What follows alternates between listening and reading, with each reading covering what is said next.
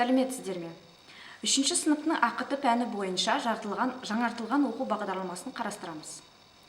3-ші сыныптың 2-ші тоқсанында оқу бағдарламасы бойынша 3-2-4-1 дыбысты жазу, редакциялау және шығару үшін программаны пайдалану оқу мақсаты оқытылады. Мультимедиа бөлімінде оқу мақсаты спиральді түрде 3-ші сыныпта және 4-ші сыныпта оқылады.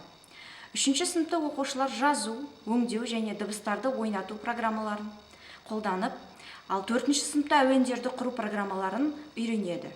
Мұндай спиральдік 3-ші сыныпта алынған дағдыларды жоғалтпай, 4-ші сыныпта олардың тереңдеуіне себеп болады.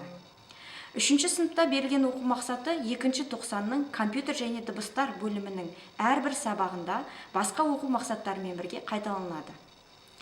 2-ші тоқсанның сабақтарын өткізу үшін қарапайым және дыбыстық интерфейсі бар дыбыстық файлдарды жазуға арналған программаны қолданған жөн, мысалы Audacity программасы.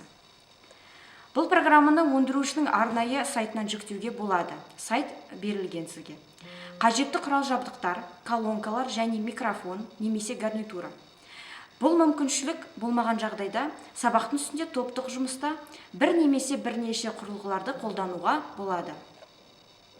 Бұл бөлімнің бірінші сабағында оқушылар дыбыспен жұмыс жасайтын программалардың, мысалы дыбыстық редакторлар, мақсатымен танысады. Сонымен қатар дыбыстық ақпараттарды енгізу құрылғыларымен де таныс болады. Практикалық жұмыс ретінде оқушылар кішігірім музыкалық үзіндіні жазып ойнатады. Назар қойып тыңдағандарыңызға рахмет.